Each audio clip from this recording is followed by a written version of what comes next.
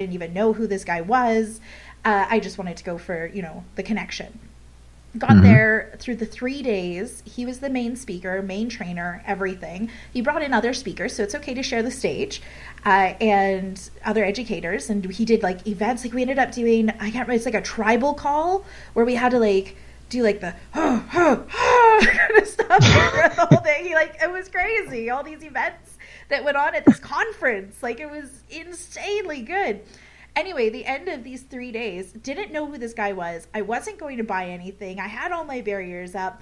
Well, at the end of these 3 days, he makes a $25,000 offer. Two of my friends bought the ticket, bought the offer. And it's on my list of, I'm probably buying that this year or next year. That is my list item now. It's on my yes list. So it's now, I went not knowing this guy, had my barriers up. Now I'm excited for his next event this year, and it's on my yes list already. So yeah, events are powerful, and if they're done right, it's crazy how good they convert. He had a room of 500 people, and I think a good 40% at least were going up to buy the $25,000 offer. It was crazy. That's good. That's real. On that offer side, that's insanely good. Yeah. In terms of conversion, absolutely. So I wanted to say, when you're doing it, don't be afraid, if you're the host or the keynote speaker, to share the stage. He had other speakers come on. He had other speakers make their offer. You might actually have some input on this. One of the speakers that came up, she was one of the mini speakers, and she made an offer from stage. And she did the coolest thing ever. She made her $1,000 offer from stage. I saw a bunch of people go back, so you never know. And then she said at the end, I have a one-on-one offer as well, but I'm not going to tell you the price point for that. So instead, just come find me. She had people lined up to talk to her. And I overheard, I think it was a $50,000 one-on-one offer, but it was, and her offer to the $1,000 was to go to her event to learn more. So it's crazy, the funneling that can happen. Absolutely. And there are so many dynamics of selling from the stage, depending on where you are. I'm really happy that you had this positive experience, because when you're running multi-speakers event, there is a fine balance between value and that turning into an entire pitch fest where people felt sold to all the time, which I'm sure you've been to also this kind of events. Oh, yeah. And so I'm all up for sharing the stage and getting other speakers in, but it needs to be a right balance between time, value, and audience size. Because some people that are starting out, and I see people making this mistake. I've made this mistake once, and I said, okay, I've learned my lesson, never do it again, which is having more speaker than audience members pitching an offer. Yeah, but sometimes there are events where you have 10 people, 20 people, 30 people, 50 people, and then you have 10 speakers. If you have 10 speakers over 1 day or 2 days that are selling to an audience of 20 people, there is not enough. I mean, you can make the math. Right? The audience will just feel super sold to. While that dynamic works well if you have an audience with 100, 200, 300,000 people, where you have more people, and then you feel more like a number in the crowd, and therefore the sales pitch, even if it doesn't appeal to you, you're just going to be there and say, okay, well, I can leave the room, I'm gonna stay. But if you then have a small event with a lot of speakers selling, then the audience will end up resenting it and hating it. Oh, I get totally. And also the speakers will hate it because they will not make enough conversions, so they will not come back to speak at your events next time. Yeah, that's very true. It needs to be always a win-win. And sometimes you can make money selling from the stage even without selling. Now, one of my most profitable events was.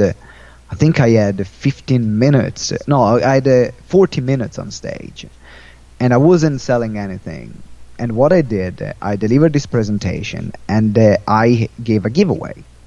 Now, in order to give the giveaway, everyone needed to collect an application form and then write their name, email address, and phone number if they wanted the giveaway. But then if they wanted to apply for the mentoring program, which they didn't at that point even know what it was, but if they wanted to talk to me or to my team, then they could just complete filling up the application form. And so they will start writing, and some people will just put their name, email address, and phone number. But other people filled up the entire application form. I think we made about 80,000 pounds from that 40 minutes to an external event. It wasn't even my event; it was someone else's event. So they can be incredibly profitable, even if you're not selling something paid there and then. Because people will come to you, will want to inquire, will want to know more about what you do if you do things right. And by having these strategies like having only one application form where they can write their name for the freebie and they can keep completing to talk to your team, or having another strategy where they will send a text message to get their freebie and they will get what they want immediately, and you have all their details and you can follow up with them. Or just give an application form to everyone and everyone start filling it up and inquire for the product or service that you're doing, then there are a lot of different ways to convert at this stage. So many strategies. And it's actually, it's great that you said that, because I'm in charge of an event right now where the speakers that are there, and I'm helping out the speakers on the stage there, is they're not allowed to make an offer on stage. Mm-hmm. They can, however, do a giveaway. So it's and you will find yourself a lot of times where if you are a speaker hired, that you can't always make an offer on stage. You can sometimes do a giveaway, and that's a perfect strategy. Mm-hmm. Absolutely. Yeah. Depends on what are the rules of the event organizers. Yeah, there's always a way to make profit. Always. Oh yeah. Oh. Yeah, from everything. So what would you say? Like, okay, so if somebody's trying to fill up a retreat, right? And we're not talking like large 200, 300, 500 person conference or anything like that, but like a retreat, right? Something more. And actually, you're doing your own retreat right now, aren't you? Yeah, that's perfect. We can use that as an example. we already filled up half of the retreat in the first 15 days of launch. So it was it was a good launch, and actually, this for us is the first time we are running a retreat. I'm so excited. Never done a retreat before, done a lot of events, and in our team, we had people that did the retreat in our organizing team. But personally, me and Zizlava as well, which is the person, actually we got to know each other from, and also she's going to be the partner, which we are the retreat together.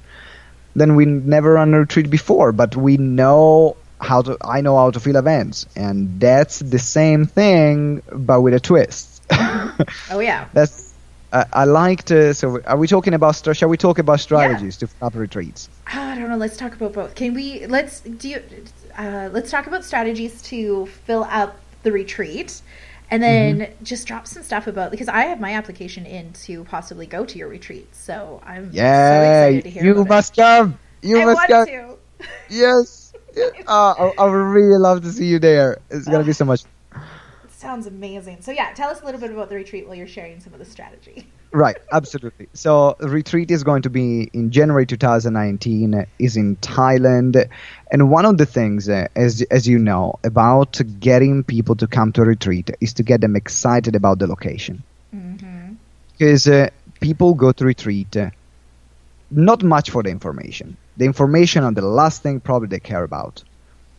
In order of priorities, there is this a cool location? Is this a location I would love to go? I would love to see, and can I see myself having a luxury, or if not luxury, because not all retreat needs to be luxury, can I see myself having an holiday there? Mm-hmm. In fact, for example, we hired a private estate with the 3 villas, Every villa has 8 rooms. They have their own private chef. Every villa, they have their own private concierge, their own jacuzzi, their own swimming pool. We have a private beach for the entire estate. We went full out in the location because we wanted people to see that and see themselves having a great time and making other people envious. Oh yeah. People don't talk about that, but that's the reality. When you're going on holiday, in particular in nice places, what do? The majority of people, not everyone, but the more social media minded people, they will just share. Oh, I've been there. Look at this. This is amazing. I'm living the dream lifestyle. Hashtag living the dream. Hashtag baby boss. Hashtag like, you know. So true. And people love doing that stuff. Oh yeah. And you get a good you get a good retreat location, and retreats are so much different than conferences when we're switching over to this. But when you get a good retreat location, they'll talk about it for like a year or two after, if not longer. Like I still get messages from my last retreat where we had a private butler and everything, and they're like, "You ruined vacations for us. Where's our butler?" That's the best compliment you can get. Oh yeah. So go on. Exactly. So you want to set the bar. You want to set a new standard, and that's how people will remember, and they will keep talking about it. Then the second thing people come to retreat for is also the network. Mm-hmm. So who are the people that are going to meet? Who are the people that are going to spend the time with? And how are this connection going to add value to their lives? Be way beyond the retreat. Because that's the magic of the retreat. People, it puts together like-minded people, but because in a conference, you're there, you're having your breaks, and then you're going home. While in a retreat, you're spending a week or 3 days or 4 days or 5 days, depends how long you're doing it, 2 weeks, together, living together, experiencing things together, learning together, growing together, having fun together. You leave that retreat with lifelong friends. Oh yeah. Like that's just it's going to happen whether or not you want it to, if you're going to one of these retreats. Exactly. The dynamic forces this kind of human relationship to happen because it's just a compressed reality where things that would happen maybe that you would experience with some people over 2 or 3 years, you experience them over 5 days in terms of intensity. Mm-hmm. And so the intensity will create their relationship. And that's also why people would attend the retreat. So being very careful about who are the kind of people that you are inviting, if you're inviting guest speakers, making sure that there are people that people want to see. Or maybe people want to just spend more intimate time with you. And that's the choice that This Is Love and I made. We said, no, there are not going to be external speakers. We are going to get things done. We're going to have a lot of fun. And we are going to be together. Mm-hmm. And that's the route that we chose. And then the other things that is really important to consider then at this point is about the content. So what kind of content do people want to learn? And how can they experience that content in a way which is different than attending them at that same or learning the same things in a hotel room? Because if I have to choose to fly to Thailand or to go to my local hotel down the road to learn the same things, well, I'll go to the local hotel if I just want to learn something. Oh, So then at that point you're thinking about, okay, what kind of content, how can we get the people that are attending to experience the content in a different way, in a way that we'll never be able to experience in a conference room or in a hotel room or on a webinar or on a teleseminars or on a podcast, whatever is your media to deliver content. And so we thought about these things, and then we decided, which I think in terms of filling retreats to be one of the best strategies, is to create a list where people show their interest first. So even before we were starting releasing tickets, even before we booked the venue, even before we did everything else, even before we put down any money. We said, this is the place we want to go. We hold this venue. So we had the venue on hold for us for a period of time. Mm-hmm. And then we said, we are running this retreat there. Who is interested? Who wants to come? And then we have people, me.